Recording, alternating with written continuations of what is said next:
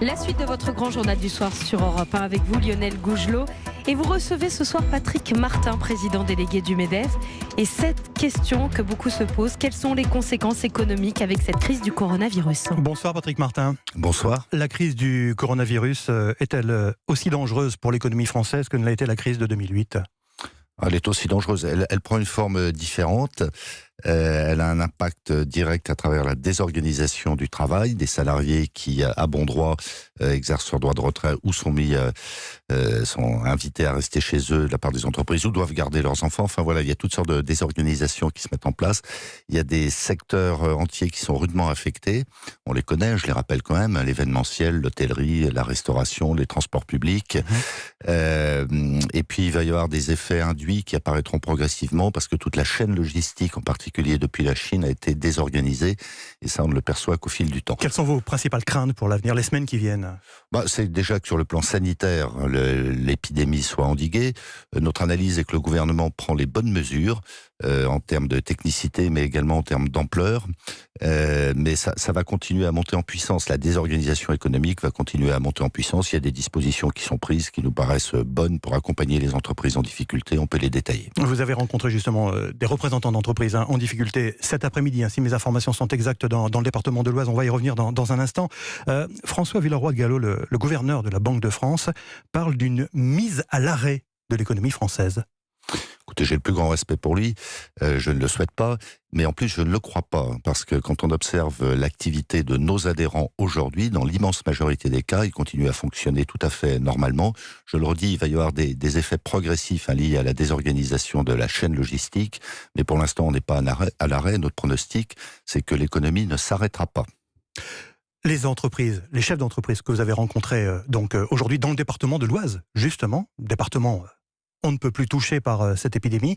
Quel est leur sentiment? Quel est leur état d'esprit? Qu'est-ce que vous avez observé sur le terrain? Alors, je me suis avec d'autres rendus dans l'Oise, non pas par provocation, non pas pour tenter le diable, mais pour d'abord envoyer un message de soutien aux entrepreneurs de l'Oise qui, eux aussi, dans l'immense majorité des cas, continuent à travailler normalement.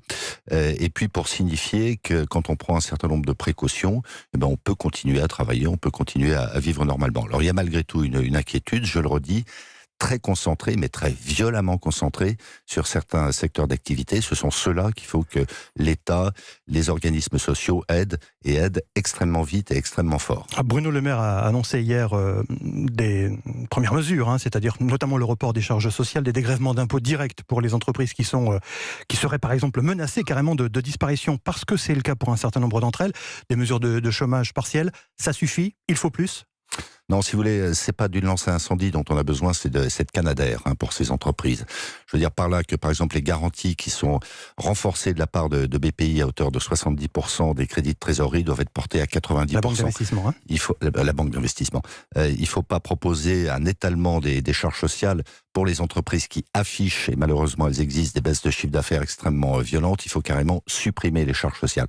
Donc il faut aller plus loin que ce qui a été prévu jusque-là, et toutes nos organisations sont à disposition, tous les MEDEF territoriaux, les 122 MEDEF territoriaux sont à disposition de leurs adhérents, et on communique quotidiennement. On va encore le faire demain sous forme de visioconférence avec des entreprises, avec nos adhérents.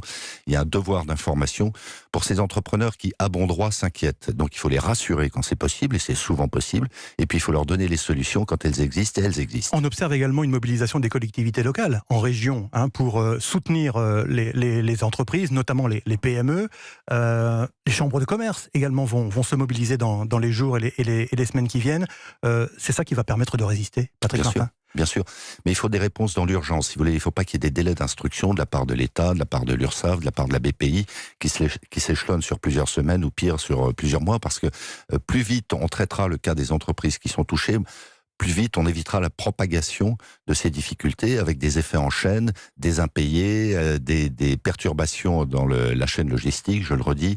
Donc il y a un degré d'urgence qui est réel. Il faut, je le redis, un canadaire. Le gouvernement allemand débloque une somme considérable, 12,8 milliards d'euros pour le soutien de l'économie allemande.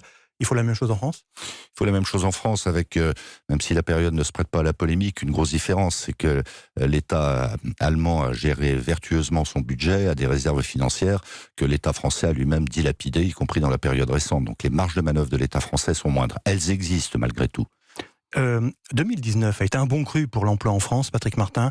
260 000 créations d'emplois. Les chiffres ont été publiés aujourd'hui. C'est 100 000 de plus que par rapport à l'année 2018.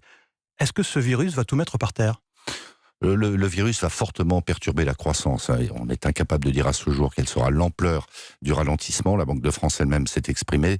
Mon pronostic, c'est qu'il y aura un effet brutal, violent, de l'ordre d'un trimestre, peut-être un semestre, mais qu'ensuite les fondamentaux de l'économie reprendront et qu'on effacera progressivement, sauf dans les secteurs qui ne pourront pas retrouver les chiffres d'affaires qu'ils ont perdus, on effacera progressivement l'effet de cette crise. Pas de spectre de récession ? Alors, on joue à se faire peur en ce moment. Oui, vraiment, vous avez ce sentiment-là ? Écoutez, les surréactions boursières de ce point de vue sont édifiantes.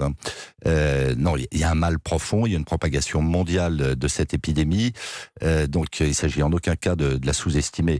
Mais enfin, on a une économie robuste, on a des entrepreneurs qui embauchent, qui investissent, et moi je crois à la résilience des entreprises en particulier, et puis même de la sphère publique. Si les mesures, et je vais vous demander de répondre en quelques mots, Patrick Martin, si vous le voulez bien, si les mesures de confinement sont élargies sur le territoire français, qu'est-ce qui va se passer ? Est-ce que ça va aggraver la situation ?